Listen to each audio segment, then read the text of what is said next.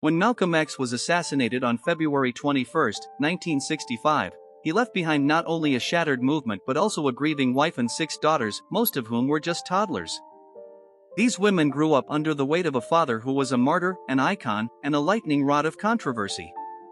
Their lives were marked by activism, scandal, prison, trauma, and resilience. Here's what became of the daughters of Malcolm X, the survivors of his legacy. Number 1. Atala Shabbaz, the firstborn daughter of the revolution.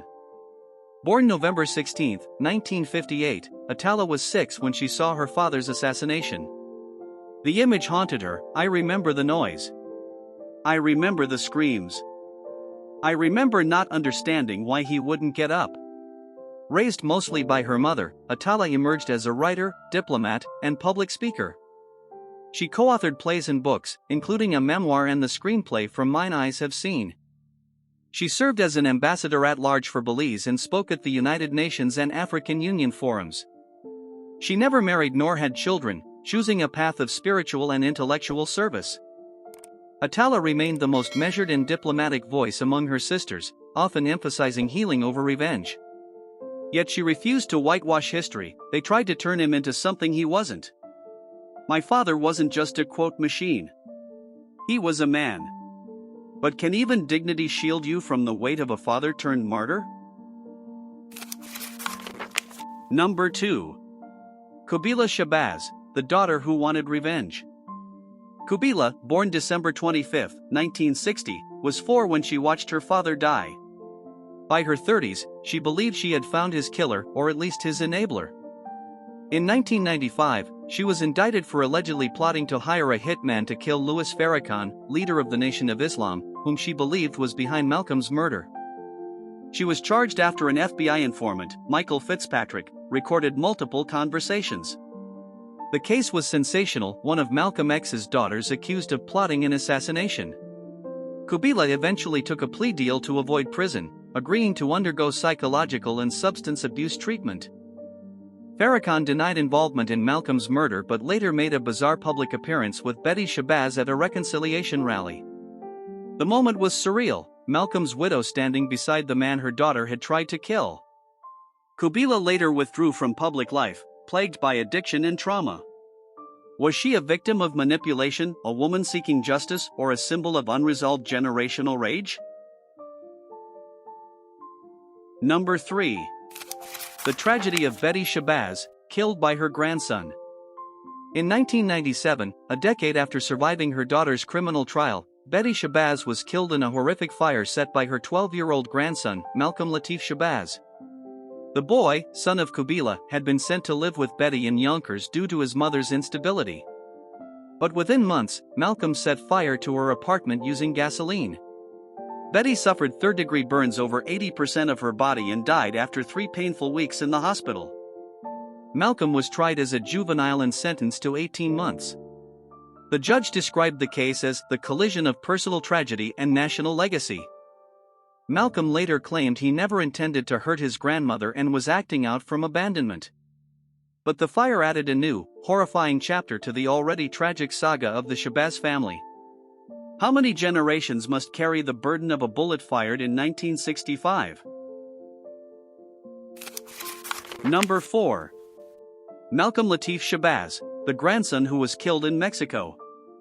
Born in 1984, Malcolm Latif Shabbaz was the only male heir to Malcolm X's legacy. After being released from juvenile detention, he tried to rebuild his life. He studied international relations, spoke at youth events, and expressed admiration for his grandfather's legacy. He even traveled to Syria and Iran, drawing attention from both media and intelligence services. In May 2013, he was in Mexico City on a labor delegation when he was reportedly lured into a bar and attacked. He was found brutally beaten, his skull fractured, ribs broken, and vital organs damaged. He died in the early hours of May 9 at age 28. While Mexican police claimed it was a robbery gone wrong, some observers pointed to his activism and surveillance as potential motives.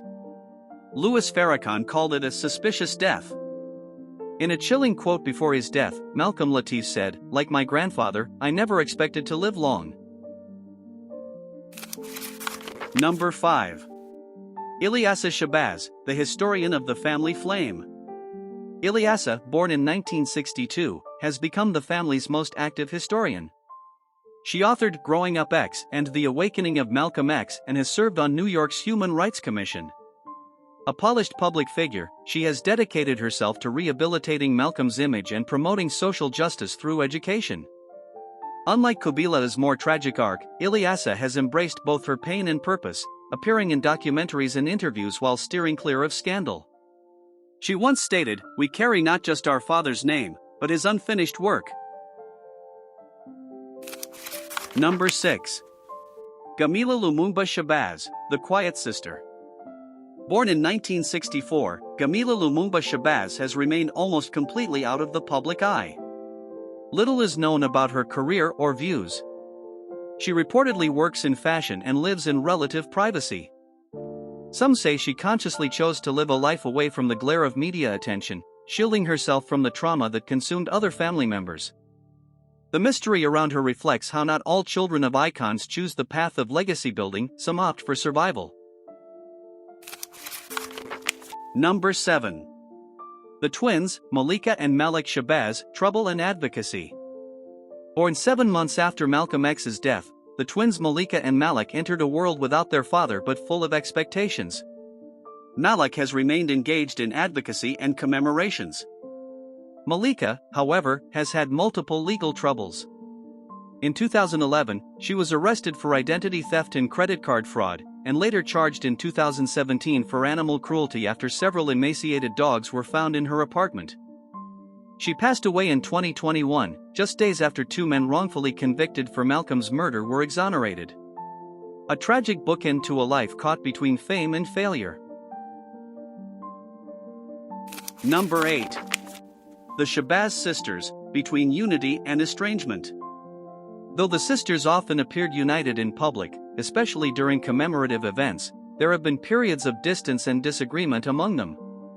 The 1995 scandal involving Qubilah, and later legal troubles with Malikica, led to internal tensions.